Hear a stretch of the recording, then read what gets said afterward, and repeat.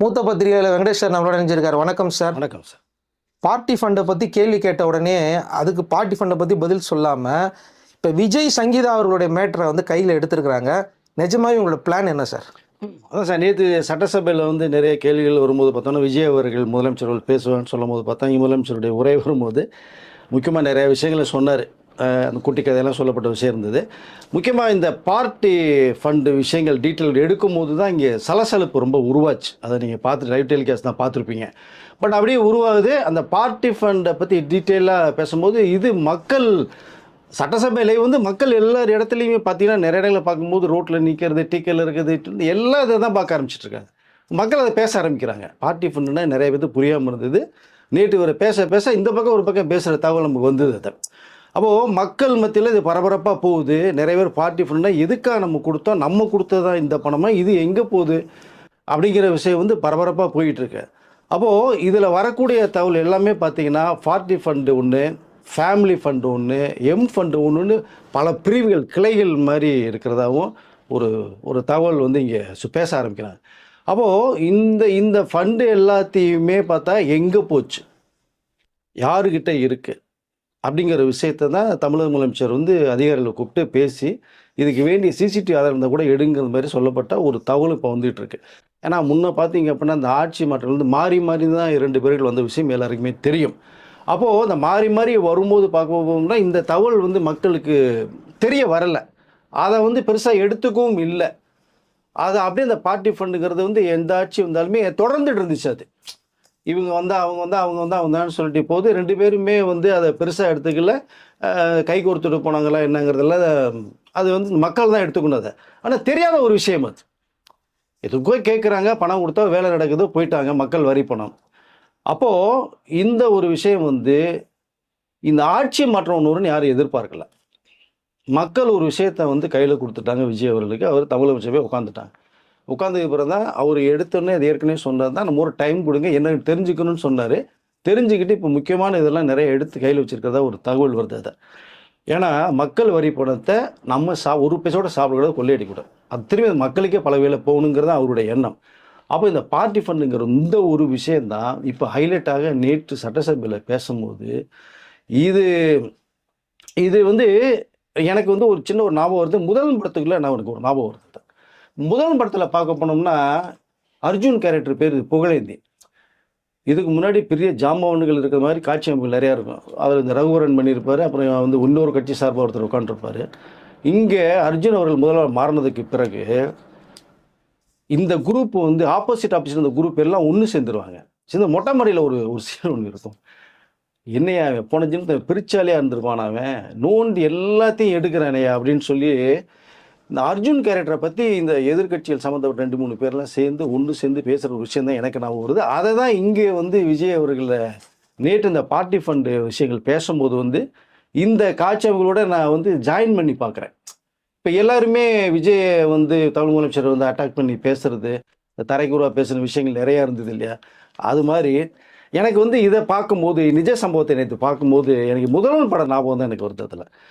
அதில் hero Arjun character வந்து புகழேந்தி. அவர் முதலமைச்சரை மாறினதுக்கு பிறகு கிட்டத்தட்ட முன்ன ஆட்சியில் இருந்தவர்கள், அந்த எதிர்கட்சியில் இருந்தவர்கள் எல்லாத்தையும் 2 கட்சியில் சேர்ந்தவர்களையும் எடுத்து நிறைய அந்த கேஸ் ஃபைலில் பூரா எடுக்க ஆரம்பிச்சிடுறாரு. அப்போ ரகுவரன் டைலாக் வரும், இவங்க 2 பேரும் ஒன்று சேர்ந்துருவாங்க. வேறு அர்ஜுன் நீங்கள் முதலமைச்சர் பிறதுக்கு முன்னாடி இருந்த கட்சியும் இந்த எதிர்கட்சியும் பார்த்தீங்கன்னா ஒன்று சேர்ந்துறது மாதிரி ஒரு சீன் வந்து சங்கர் சார் வந்து இதை கிரியேட் பண்ண. உண்மையிலே சங்கர் சார் வந்து உண்மையிலே பாராட்டலாம். எப்போ நடக்க போகிறத முன்னாடி எடுத்துட்டார். கிட்டத்தட்ட எனக்கு 30 ரூபா முன்னாடி எடுத்துட்டு நினைக்கிறேன். ஸோ இந்த மொட்டை மேலே ஒரு சீன் அமைப்புகள் வரும். அப்போ எல்லா எதிர்கட்சியிலுமே அர்ஜுனுக்கு எதிராக இருக்கிறவங்க எல்லாமே ஒன்று சேர்ந்து ஒரு காட்சி சீன் போக பார்த்தோம்னா, என்னைய போன ஜென்மத்தில் பிரிச்சையில் இருந்திருப்பா அப்படியா, முதலமைச்சர் ஆனதுக்கு பிறகு நம்ம பழைய சம்பவம் எடுத்து ஏகப்பட்ட கேஸுகளை ஃபைலை தூசி தட்டி எடுத்து ஃபைலை நம்ம மேலே கேஸ் போகிறது மாதிரி போகுதையா, சூழ்நிலை போகுதையா அப்படிங்கிற ஒரு காட்சியை ஒன்று சங்கர் சார் வச்சுருப்பார். அது படத்துக்காக உருவாக்குனது ஒரு கற்பனை கதை. நான் இன்றைக்கி அது நிஜமான ஒரு சம்பவமாக இப்போ போகுது அப்படிங்கிறத பார்க்க முடியுது. அது மாதிரி தான் இப்போ இந்த பார்ட்டி ஃபண்டை பற்றி சிஎம் பேசும்போது சிஎம்ஏ வந்து மற்றவர்கள் பேசுகிறது மாதிரி ஒரு சூழ்நிலை மாறுது. அதை நீங்கள் இவர் பேச எதிரில் இருக்கிறவங்களுடைய அந்த கேமரா ஜூம் பண்ணி பார்த்தோம்னா ஒரு 4-5 பேருடைய அந்த முகமே மாறுது.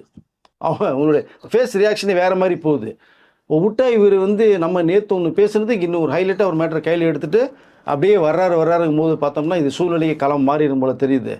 நம்ம நேற்று ஒன்று பேசுனா அவர் அதுக்கு இல்லாமல் வேற ஒரு மேட்டர் கையில் எடுத்துட்டாரு. இது பூகம்பமாக வெடிச்சதுன்னா நேற்று சட்டசபையே ஒரு மாதிரி எப்படி சொல்கிறதுன்னா ரணகலமாக இருக்கிற வாய்ப்புகளோட மாறி இருக்குன்னு நினைக்கிறாரு. மாமன்றத்தில் நடக்கக்கூடாது. கேள்வி கேட்டால் பதில் வருது, பதிலுக்கு ஒரு கேள்வி சொல்லணும், அதான் நியாயம். பட் இங்கே மாற மாற பார்க்க போனோம்னா சட்டசபையை விட்டு அந்த வெளிநடப்பு செஞ்சதை நம்ம பார்க்க முடிஞ்சது.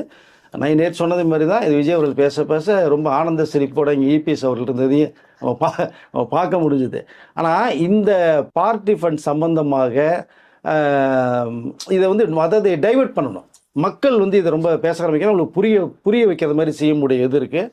இப்போ இவ்வளோ பணம், இவ்வளோ கோடிகள் எங்கே போகுது? அரசு கஜானாவுக்கு வர வேண்டிய பணம் வந்து ஒரு சில நபர்களுக்கு டோட்டலாக போயிட்டுருக்குது அப்படிங்கிறத மக்கள் நினைக்கிறாங்க. நேற்றே பேச ஆரம்பிச்சிட்டான்னு தான் உடனடியாக வந்து நேற்று டைவெர்ட் பண்ணுற மாதிரி சூழ்நிலை போகுது.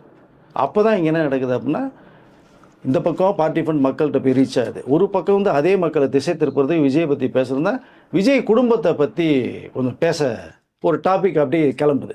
இதுக்கு ஏன்னா அங்கே ஒரு குட்டி கதை ஒன்று சொல்லப்பட்ட விஷயம் சொன்னேன். அப்பாவை தேடுற மேட்டர் ஒன்று சொல்லியிருப்பார். பட் அந்த இதுக்கும் இந்த இதுக்கு சம்மந்தம் வர மாதிரி பார்த்தா அந்த குட்டி கதைக்கும் இதுக்கும் சம்மந்தம் தான் எனக்கு தோணுது.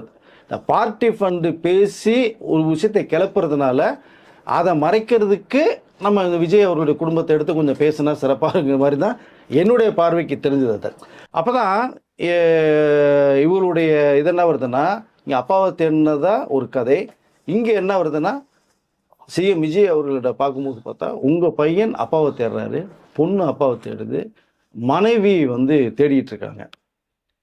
அப்போ உங்களை தேடுறது உங்கள் குடும்பம் தேடிட்டு இருக்குங்கிற மாதிரியான ஒரு போஸ்ட் ஒன்று போடப்படுது. அப்போ அந்த போஸ்ட்டை பார்த்துட்டு நேற்று பார்த்தீங்கன்னா நிறைய பேர் நிறைய சேனல்கள் வந்து அது சம்மந்தமான விஷயங்களை தான் ஃபுல்லாக பேச ஆரம்பிக்கிறாங்க. கிட்டத்தட்ட எனக்கு வந்து இது வந்து ஒரு அசைன்மெண்ட்டாக தான் பேச சொல்கிற மாதிரி தான் தெரியுது நமக்கு. அதை ஏன்னா ஒருத்தருடைய கருத்து அதை உடனடியாக மற்ற எல்லாமே அதை பிரதிபலிக்கிறதுக்கும் போது வந்து இது நம்ம ஆரம்பிச்சோட்டோம்னா நீங்கள் பேசுங்க அப்படிங்கிறது மாதிரியா ஒரு விஷயத்தை தான் என்னால் பார்க்க முடியுது. ஆனால் மக்களோட கவனத்தை வந்து திசை திருப்பணுங்கிற ஒரு நோக்கம்தான். இப்போ எல்லாமே பேசணுன்னா பார்ட்டி ஃபண்டை சம்மந்தமாக ஒன்று போகும் அப்படின்ட்டு.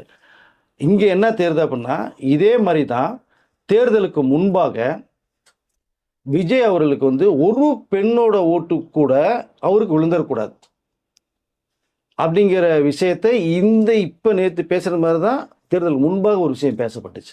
அப்போது ஒரு பெண்களுடைய ஓட்டு வரக்கூடாது அப்படிங்கிற கணக்கில் நிறைய பேரை வச்சு நிறைய பேர் பேசப்பட்ட விஷயங்கள் நிறையா இருக்குது. அது நீங்கள் பார்த்தீங்களோட இப்போ தெரியாத. ஆனால் இங்கே விஜய தரைக்குறைவாகவும் கொஞ்சம் வந்து அசிங்கப்படுத்துகிற மாதிரியும் பேசின சம்பவங்கள் நிறையா இருக்குது.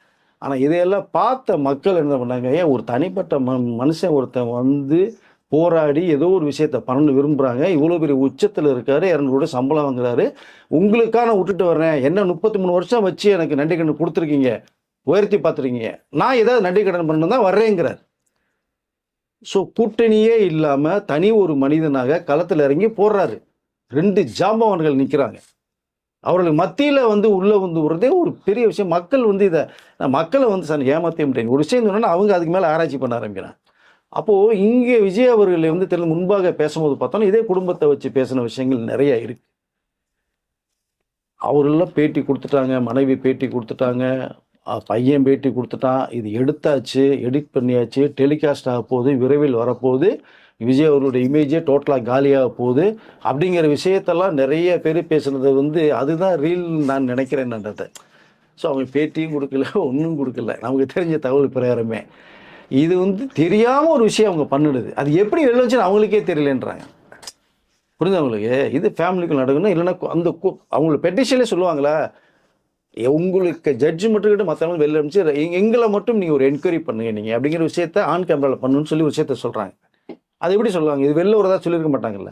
இப்போ இதெல்லாம் வச்சு பண்ணும்போது தான் மக்கள் சொன்னாங்க, எல்லார் வீட்லேயும் பிரச்சனை இருக்குது, யார் வீட்டில் பிரச்சனை இல்லை, எங்கள் வீட்டில் இருக்குது, பக்கத்து வீட்டில் இருக்குது, இந்த தெருவில் இருக்குது, ஒவ்வொரு குடும்பத்திலையும் இருக்குது. இந்த குழப்பங்கள் இல்லாமல் ஒரு குடும்பத்தை சொல்லுங்கள். மக்களுடைய பேச்சு இப்படி மாறுது. இப்படி ஒரு திசை திருப்பலாம். விஜய் வந்து ஒரு ஹீரோவாக இருக்கார், அவர் வில்லன் இமேஜை கிரியேட் பண்ணி அவர் வில்லனை காமிச்சிரும் அப்படிங்கிற மாதிரி பேசும்போது தான் மக்கள் இப்படி பேச ஆரம்பிக்கிறாங்க. அப்போது விஜய் அவர்களும் பார்த்தீங்கன்னா இதெல்லாம் பார்த்து நெருக்கத்தில் கடைசியாக ஒரு பேசும்போது ஒரு விஷயத்த ஒன்று சொன்னார். என்னை பற்றி ரொம்ப அசிங்கமும் அருவருப்பும் ஆபாசமும் பேசுகிறாங்க, பரவாயில்ல, இது என்னோட குடும்ப பிரச்சனை, நான் பார்த்துக்கிறேன். நீங்கள் மக்கள் அவங்களும் சொன்னதான், நீங்கள் யாரும் கவலைப்படாதீங்க, இது என்னோட பிரச்சனைன்னு நான் கவலைப்படுறேன், நான் அதை பார்த்துக்கிறேன் அப்படிங்கிற ஒரு விஷயத்தை வந்து அவர் இங்கே தெளிவுபடுத்துகிறார். மக்கள் ஒரு பக்கம் பேசுகிறாங்க, இவர் விஷயத்தை டோட்டலாக தெளிவுபடுத்துகிறார். ஸோ இந்த விஷயத்தை வந்து விஜய் அவர்கள் பேசும்போது தான் மக்கள் வந்து கொஞ்சம் தெளிவாகிறாங்க. அப்பா நம்ம சொன்னதான் அவரும் சொல்கிறார், அவர் குடும்ப பிரச்சனை அவர் பார்த்து யார் குடும்பத்தையும் பார்க்க வேண்டிய அவசியம் இல்லை. நமக்கா ஏதோ விஷயம் வர்றாரு, நமக்கு என்ன பண்ணுற போகிறாரு, என்ன செய்ய போகிறாரு, நம்ம ஏதோ ஒரு மாற்றத்தை விரும்பணும்னு பார்க்குறோம். அவர் சொல்கிறத செய்வார், நம்ம பார்ப்போம். இந்த ஒரு முறை அவருக்கு வந்து ஒரு வாய்ப்பை கொடுத்துருவோம் அப்படிங்கிறவங்க தான் மக்களுடைய பேச்சு. ஸோ இப்போ இப்படிலாம் பேசி ஒரு ஃபார்முலா கிரியேட் பண்ணாங்க. அந்த ஃபார்முலா அன்னைக்கு ஃபெயிலியர் ஆயிடுச்சு. கிட்டத்தட்ட பார்த்தா தேர்தலுக்கு முன்னாடி நடந்த ஒரு விஷயம் அது. இப்போ மக்கள் வந்து தமிழக முதலமைச்சர் உட்கார வச்சுட்டாங்க. அந்த 43 என்ன நடந்துருக்கிறத நேற்று விஜய் அவர்கள் வந்து ஒரு லிஸ்ட்டு போட்டே சொல்லிட்டார். அப்போது சட்டசபையில் வந்து நேற்று விஜய் அவர்கள் பேசுனது ஒரு ட்ரெய்லர் தான் நினைக்கிறேன். இப்போ அரசியல் களத்தையே மாற்றிருக்கார். நம்மளும் அந்த ஸ்டைலில் போகலான்னு நினைக்கிறேன். ஏன்னா நேற்று சொல்லும்போது கேர் ஒன்று வந்துடும், மேக்கப் ரூம் வந்துடும், விஜய் அவர்கள் வந்து கட் ஷாட் சொல்லணும், ஒன் மோர் சொல்லணும் அப்படிங்கிற ஒரு தகவல் பேசப்பட்டது. சபாநாயகர் அவர்களையும் பேசுனாங்க, விஜய் அவர்களையும் பேசுனாங்க. இப்போது உண்மையிலே சொல்ல போனோம்னா பழைய அரசியல் களம்ல அதெல்லாம் மறந்துட்டாங்க. இன்னைக்கு இருக்கிற ஜென்சிக்கு 2K கிட்ஸ் வேறு ரூட்டு, இதுதான் மக்களுக்கு பிடிக்குது, அவர்களுக்கு பிடிக்குது. அவர்கள் வந்து அவர்களுடைய பெற்றோர்களையே எல்லாத்தையுமே அவங்க வந்து எப்படி டீல் பண்ணிக்கிறாங்க. நேற்று ஒரு ட்ரெய்லர் தான் சிஎம் விஜய் அவர்கள் பேசுனது ஒரு ட்ரெய்லராக பார்க்குறேன். இது சம்மந்தமான இன்னும் நிறைய விஷயங்களே அதிகாரிகள்கிட்ட கூப்பிட்டு என்னென்ன நடந்துருக்கு, ஏன்னா மக்கள்கிட்ட இன்னும் தெளிவுபடுத்துகிறோம். இதுக்கு நேற்று தான் நம்ம ஆரம்பிச்சிருக்கோம் ஒரு ட்ரெய்லராக. ஆனால் பேசாமல் இருந்தவரை பேசுன்னு சொன்னாங்க, பேச ஆரம்பிச்சிட்டார். இனி அவர் பேசுகிறத நிப்பாட்ட மாட்டாங்கிற தகவல் தான் வருது. அதை இப்போ அடுத்து நிறைய விவரங்களை வந்து அதிகாரிகள்கிட்ட கூப்பிட்டு தகவல் எனக்கு வேணும்ட்டாராம். இது அடுத்த சட்டசபை கூடும்போது நிறைய ஃபைலில் ரெடியாக கையில் வச்சுட்டு இப்போவே பார்த்தீங்கன்னா சட்டசபையில் உட்காரும்போது பேசுவதை உன்னிப்பாக கவனித்து நோட்ஸ் எடுத்துக்கிறார். இப்போ இன்னும் அடுத்து வரும்போது அவர்கள் பேசுகிற வாய்ப்புகள் இருக்காதுன்னு தான் நான் நினைக்கிறேன். இவ்வளோ சம்பவங்களை வந்து அடுக்கி வச்சுருக்காங்க. அதிகாரிகள் வந்து ஒன்று ஒன்றா கொடுத்துட்டு தகவல் வருது. அடுத்த சட்டசபை வரும்போது நேற்று ட்ரெய்லர் வரக்கூடிய சட்டசபையில் பேசும்போது தான் ஒரு மெயின் பிக்சராக இருக்குன்னு தான் நான் நினைக்கிறேன் சார். நேற்று நான் இப்போ சொன்னது தான். ஸோ இனி அடுத்த சட்டசபையில் ஒரு மெயின் பிக்சர் வந்து நடக்க போகுதுன்னு சொல்லியிருக்கேன். நான் எல்லாம் பார்க்க போகிறீங்க. இப்போ இவ்வளோ சர்ச்சைகள் நடுவில் அந்த சட்டசபை நேற்று அந்த முடிவு வரும்போது அதோடு பார்த்தா எனக்கு தெரிஞ்சு இப்போ பார்த்தீங்கன்னா ஜூன் 22 விஜய் அவருடைய பிறந்தநாள். இங்கே இந்த தாய்மாமன் சீர்னு ஒன்று நம்ம பிரச்சாரத்தப்போ சொன்னாங்க. அது வரக்கூடிய செப்டம்பர் 15ஆம் தேதி அறிஞர் அண்ணா அவர்களுடைய பிறந்தநாள்லேருந்து இந்த திட்டத்தை வந்து தமிழக முதலமைச்சர் வந்து செயல்படுத்த போகிறாங்க. நான் எல்லா பேருமே பார்த்தீங்கன்னா அறிஞர் அண்ணாவுடைய அரசியலும் எம்ஜிஆருடைய அரசியலும் தான் என்னுடைய முன்னோடிகள் விஜய் அவர்கள் சொன்னாங்க. அதுதான் செயல்படுத்த இவர் ஒரு பெரிய திட்டத்தை அண்ணாவுடைய பிறந்தநாள் ஆரம்பிக்கிறார். ஆனால் இதனுடைய சிறப்பாக பார்த்தீங்கன்னா விஜய் அவருடைய பிறந்தநாள் வந்து ஜூன் 22 வந்தது இல்லையா, அப்போ இருந்தே அந்த ஸ்கீம் வந்து ஓப்பன் பண்ணியிருக்காங்க. இப்போ நம்ம தேர்தலுக்கு முன்னாடி விஜய் அவர்கள் வந்து பெண்களுக்காக ஒரு ஸ்கீம் சொன்னாங்க, தாய்மாமன் சீர் ஒன்று சொன்னாங்க, அண்ணன் சீர் ஒன்று சொல்லியிருக்காங்க.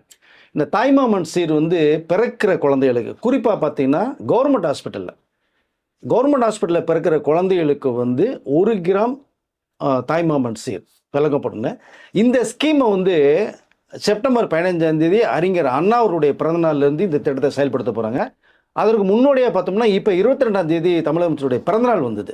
அந்த பிறந்தநாள் அன்னைக்கு பிறந்த குழந்தைகளுக்கு வந்து இந்த 1 கிராம் மோதிரம் கொடுக்கப்பட்ட ஒரு விஷயத்தை வந்து இப்போ ஆரம்பிச்சிருக்காங்க. இப்போ இதற்கு பிறகு இது என்னென்னா முக்கியமாக தமிழ்நாட்டினுடைய நிரந்தர வசிப்பிடமாக இருக்கணும். அவங்க இது சேர்ந்தவர்களாக இருக்கணும். ஏன்னா அண்டை மாநிலத்திலேருந்து வர்றவங்க போகிறவங்களுக்குங்கிறது வேறு, பட் இங்கே இருக்கணும் அவங்களுக்கு. ஸோ தமிழ்நாடு சிட்டிசன் வச்சுங்களேன், அந்த மாதிரி இருக்கணும். கவர்மெண்ட் ஹாஸ்பிட்டலில் பிறகுற குழந்தைகளுக்கு மட்டும் எத்தனை குழந்தை பிறந்தாலுமே ஒரு நாளைக்கு வந்து 100 குழந்தை பிறந்தாலுமே 100 கிராம் வந்து அவர்களுக்கு மோதிரம் வந்து தமிழக முதலமைச்சர் சார்பாக தாய்மாமன் சீராக கொடுக்கப்படும். இந்த ஸ்கீமுக்கு பார்த்தீங்கன்னா வருஷத்துக்கு வந்து 755 கோடி ரூபா நிதி ஒதுக்கீடு பண்ணுறதுக்கு சிஎம் வந்து உத்தரவு போட்டாங்க. இப்போ இதில் குறிப்பாக நீங்கள் பார்த்தீங்கன்னா 2025 சராசரியாக ஒரு 8 லட்சம் குழந்தைகள் பிறந்திருக்காங்க. அரசு ஹாஸ்பிட்டலில் மட்டும் பார்த்தீங்கன்னா 59% 5 லட்சம் குழந்தைகள். இப்போ அந்த 5 லட்சம்ங்கிறது இப்போ வரப்படியில் இன்னும் கொஞ்சம் அதிகரிக்கின்ற ஒரு தகவலும் வருது. பட் எத்தனை குழந்தைகள் பிறந்தாலுமே தினம் தினம் பிறக்கிற குழந்தைகளுக்கு தாய்மாமன் சீரை 1 கிராம் விஜய் அவருடைய சார்பாக அவங்கள்ட்ட போயிடும். இப்போ பெண்கள் மத்தியில் இது ரொம்ப எதிர்பார்க்காத ஒரு வரவேற்பா சர்ப்ரைஸாக இருக்குன்னு சொன்னாங்க. 22ஆம் தேதி கொடுக்கப்பட்டது இதுதான். இது தவிர அவர்களே வாங்கினதுக்கு பிறகு ஒரு அன்பாக ஒரு விஷயத்த சொல்கிறாங்க, தாய்மாமன் சீர் கொடுத்துட்டீங்க, அண்ணன் சீர் எப்போ தர போகிறீங்க அப்படின்னு. இப்போ அண்ணன் சீரும் வந்து இப்போ அண்ணன்னா தங்கச்சிக்கு பிறகு குழந்தை தானே, அந்த குழந்தை தாய்மாமன் இல்லை விஜய் அவர்கள். இப்போ அண்ணன் சீரும் வந்து அதுக்கு வேண்டிய திட்டங்களை போட்டிருக்கு, எவ்வளோ நிதி ஒதுக்கீடு பண்ணலாம், என்ன செய்யலாங்கிற விஷயத்தையும் இப்போ அடுத்த ஸ்கீமை கொண்டு வரோம் அப்படிங்கிற ஒரு தகவல் ஒரு பக்கம் வந்து இவ்வளோ பிரச்சனைக்கு இடையில் நேற்று இந்த ஒரு நல்ல செய்தி வந்தது, அதுலேருந்து ஆரம்பிச்சிருக்காங்க அப்படிங்கிறத நம்ம சொல்லிக்கொள்ள விரும்புகிறேன். இப்போ இது ஒரு பக்கம் போக, இன்னொரு பக்கம் பார்த்தீங்கன்னா நம்மளுடைய சூப்பர் ஸ்டார் ரஜினிகாந்த் அவர்களுடைய த 173 படம், அது இன்னைக்கு பூஜையோட ஆரம்பிச்சிருக்காங்க. பேர் வந்து தர்மன்னு சொல்லி வச்சுருக்காங்க. கமல் தயாரிப்பில் சூப்பர் ரஜினி சார் நடிக்கக்கூடிய படம். இப்போ அதனுடைய இந்த விழாவில் வந்து நம்ம ரஜினி சார் கேஷுவலாக பேசுகிறாங்க. என்னன்னா, இந்த படத்து சம்மந்தப்பட்ட விஷயங்கள் ஜாலியாக பேசிட்டு போயிருந்தாருன்னா பிரச்சனை இல்லை. தர்மன் படத்தை பற்றியே இப்போ ஒரு டாபிக் இல்லாமல் அவர் பேசுகிறத ஹைலைட்டாக போயிடுச்சு. இப்போ ட்ரெண்டிங்கில் போயிட்டுருக்கு. என்னன்னா, பேசாமையே இருக்காரு ரஜினி, வாயில் கொலக்கட்டை வச்சுட்டு இருக்காரா, பேசுனா இப்போ எதுக்கு இதை பேசுகிறாரு? அப்போது ரஜினிக்கு பிடிக்காதவங்க ஒரு பக்கம் பேசுகிறாங்க, பிடித்தவர்களுக்கு நம்ம பேசுனா அவர்கள் எல்லாமே நம்ம வந்து பிடிக்க நினச்சிட்டு பண்ணோம்னா அது வந்து சரியான முறை இல்லை, அவர்களுக்கு பிடிக்கலைங்கிறது மாதிரியான ஒரு தகவலை வந்து பேசுகிறார். இது கொஞ்சம் வந்து அரசியலோட போகிறது மாதிரி தான் நம்ம பார்வைக்கு தெரியுது. ஏன்னா இந்த இடத்துல ஏற்கனவே வந்து ஒரு வீடியோ விட்டதே வந்து நிறைய பேர் வந்து தேவையில்லை ஒரு வீடியோ விட்டுட்டாரு சார் அப்படின்னு தான் பேசப்பட்டது. ரெண்டாவது ஒரு வீடியோ வந்து என்னுடைய புகைப்படத்தையும் பேரையும் யூஸ் பண்ணக்கூடாது அப்படிங்கிற விஷயத்தையும் ஒன்று சொன்னார். பட் இந்த நேரத்தில் ஏன்னா ரஜினி சார் அரசியலுக்கு வரலைன்னு சொல்லிட்டாங்க, படத்தில் தான் முழு கவனம் செலுத்தியாச்சு. இந்த படத்தை சம்மந்தப்பட்ட வேலைகள் நிறைய பேசியிருக்காரு இதில். ஆனாலும் இந்த குறிப்பிட்ட இந்த 4 வார்த்தையை விட்டாங்க இல்லையா, அதுதான் இப்போ வந்து பரபரப்பாக இன்னைக்கு ஃபுல்லாகவே அதுதான் போயிட்டுருக்கு. எனக்கு தெரிந்த வரைக்குமே இனிமேல் வந்து ரஜினி சார் பேச வேண்டிய ஒரு அவசியம் இல்லைன்னு தான் நான் நினைக்கிறேன். ஆனால் இதுக்கு மேலே அவர் இதுக்கு ஒரு ஃபுல் ஸ்டாப் வச்சுட்டாரு, இந்த மெத்தோட வச்சுட்டாருன்னு தான் தோணுது எனக்கு. பட் இந்த தர்மன் படத்தினுடைய விஷயங்கள் வந்து சொல்ல பார்த்தோம்னா 4 இயக்குநர்கள் மாறுறதை வந்து தெளிவுபடுத்துரு. ஏன்னா எந்தெந்த இயக்குனரும் பெரிய குழப்பம் இருந்ததுங்க. ஃபஸ்ட்டு கேசரிக்குமாரை பிளான் பண்ணிருக்காங்க. ஏன்னா அந்த படையப்பா 2 ஒன்று ரெடி பண்ணி வச்சுருக்காரு. இதை பண்ணலாங்கும் போது அது என்னமோ தெரியல, சரியாக வரலை, அப்படியே ஹோல்ட் பண்ணிட்டோம். பட் எப்போ இருந்தாலும் ரவிக்குமார் படம் பண்ணிங்கிறது அவரு சொன்னார், கேசரிக்குமாரே சொன்னார் விஷயத்தில். அப்புறம் சுந்தரிசி உள்ளே வந்தார். அப்புறம் அவர் படத்தில் இருக்கிறதுனால சில தவிர்க்க முடியல போயிட்டாருன்னாங்க. நிறைய இயக்குநர்கள் கதை கேட்டாங்க, அது நமக்கு தெரியும். கடைசியாக சிபி அவர்கள் வந்தாங்க. சிபி சாக்ரல் சொன்ன கதை வந்து ஒரு சயின்ஸ் ஃபிக்ஷன் சயின்டிஸ்ட்டு மாதிரி ஒரு ஸ்கிரிப்டை சொன்னாங்க. பட் ரொம்ப அருமையாக இருக்குது கதை. என்னென்னா, நம்ம தமிழ்நாடு இந்தியாவுக்குள்ளே மட்டுமே எடுக்க முடியாது, அது ஆப்கானிஸ்தான், ரஷ்யா, ஜப்பான்லாம் போய் நிறைய வெளிநாடுகளில் பண்ணுற ஒரு சூழ்நிலை வரும்போது தன்னுடைய ஹெல்த் கண்டிஷன் அந்த அளவுக்கு எல்லாத்துலையும் போய் பண்ண முடியுமாங்கிற ஒரு கேள்விக்கு அவருக்குள்ளேயே வந்தாச்சு. அதனால ரொம்ப யோசித்தாங்க, இது பண்ணலாமா வேணாமா, என்ன பண்ணலாம் அப்படிங்கிறதுக்கு இந்த டைம் எடுத்ததே காரணம் அதுதான். ஆனால் சிபி எல்லாமே பவுண்டட் ஸ்கிரிப்டை ரெடி பண்ணி ரஜினி சார்ட்டி கொடுத்துட்டார், ரெடியாக இருக்குது. ஆனால் இந்த ஒரு சூழ்நிலை போகுது. பட் அங்கே சிபி சார் இந்த படம் எப்போல்லாம் நம்ம பண்ணுவோங்கிற ஹோல்ட் பண்ணி தான் வேறு போது அந்த கேப்பில் அஸ்வத் மாரிமுத்து உள்ள வந்து நம்ம விஷயத்தை ஏற்கனவே பேசியிருக்கோம். அப்போது அவர் சொன்ன கதை வந்து ஒரு ஃபேமிலி என்டர்டெயின்மெண்ட், அதுக்குள்ளே ஒரு ஆக்ஷன் இருக்குது, ஒரு த்ரில்லர் இருக்குது, சென்டிமெண்ட்ஸ் இருக்குது. டோட்டலாக இங்கேயே பேக்கேஜாக பண்ணுறது மாதிரி ஒரு விஷயமோ அது ரொம்ப பிடிச்சிருக்கு. அதை இல்லைனா இந்த 10 ரூபா டாக்டர் கேரக்டரில் பண்ணுறார், அவருக்கு ஒரு ஃப்ளாஷ்பேக் இருக்குது எதுனாலன்னு சொல்லி. ஸோ இந்த கதையை பிடிக்கணும் அஸ்வத் மாரிமுத்து மேலே ஒரு நம்பிக்கை இருக்குது. ட்ராகனை பார்த்தோம், இன்றைக்கி யங்ஸ்டர்ஸு இந்த ட்ரெண்டில் இருக்க ஒரு இயக்குனர் கரெக்டான முறையில் கொண்டு போகிறாங்க, இந்த விஷயத்தை ஒன்று சொல்லி கொண்டு போகிறாங்க. அப்புறம் கமல்கிட்ட உள்ள அந்த அனுபவங்கள் நிறைய விஷயம் பேசினார். இப்போ டைட்டில் தர்மன்னு வச்சுருக்காங்க. பட் இந்த தர்மனை பற்றி இப்போ யாரும் இன்றைக்கி பேசலை. அரசியலில் ஒரு எடுக்க வந்துட்டு சில விஷயங்கள் 4 வார்த்தையை பேசுனாங்க, அதுதான் இன்றைக்கி வந்து ஹைலைட்டாக போய்கிட்டு இருக்கு. ஆனால் பட் இதோட இந்த அரசியல் சம்மந்தப்பட்ட விஷயங்களை ரஜினி சார் பேசாமல் படத்தை சம்மந்தப்பட்ட வேலைகள் மட்டும் பேசினா ஒரு சிறப்பாக இருக்கும்னு தான் நான் நினைக்கிறேன். பட் 173 நாளையிலேருந்து ஷூட்டிங் ஆரம்பிக்குது. பட் இன்னைக்கு ஆரம்ப விழாவில் ரஜினி சார் பேசிய விஷயங்கள் நமக்கு வருது. இல்லை சிம்ரன் வந்து ஒரு முக்கியமான ஒரு ரோல் பண்ணுறாங்க. ஏற்கனவே சிபி சக்கரவர்த்தி படத்தில் வந்து நம்ம சோபனா அவர்கள் உள்ளே வந்தாங்க. ஸோ ரஜினி சாரும் சோபனா அண்டு அது 2 பேர் உள்ளே வந்தாங்க. இப்போ இதற்கு பதில் வந்து சிம்ரன் உள்ளே வர்றாங்க அப்படிங்கிற விஷயத்தை ரஜினி சாரே சொன்னார். பட் ஒரு ஃபேமிலி ஓரியன்ட் சிறப்பாக இருக்கும் தான் தகவல் வருது, பார்க்கலாம் அப்படிங்கிறது. இது ஓகே, இந்த படத்தை பற்றி அப்டேட் கொடுத்துட்டீங்க. ஜனநாயகன் படத்தை பற்றி ஒரு அப்டேட் கையில் வச்சிருக்கேன்னு சொன்னீங்க.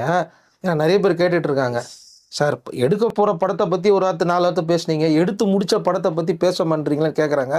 ஜனநாயகன் குறித்து ஒரு அப்டேட் இருக்குன்னு சொல்லியிருந்தீங்க. அடுத்த வீடியோவில் ஜனநாயகன் படத்துடைய அப்டேட்டை பற்றி நம்ம பேசலாம். நிச்சயமா சார். ஓகே, இப்போ நீங்கள் சொன்ன விஷயங்கள் ஒன்றும் வந்து பார்த்தீங்கன்னா இது எந்த ட்ராக் நோக்கி போகுதுன்னு தெரில. ஆக மொத்தத்தில் தினம் தினம் தீபாவளின்னு சொல்லுவாங்க பாரு, அந்த மாதிரி தினம் தினம் ஏதோ ஒன்று வரப்போகுது அப்படிங்கிறது க்ளீனாக தெரிஞ்சு போச்சு. அடுத்த வீடியோவில் சந்திக்கலாம். நன்றி சார். நன்றி.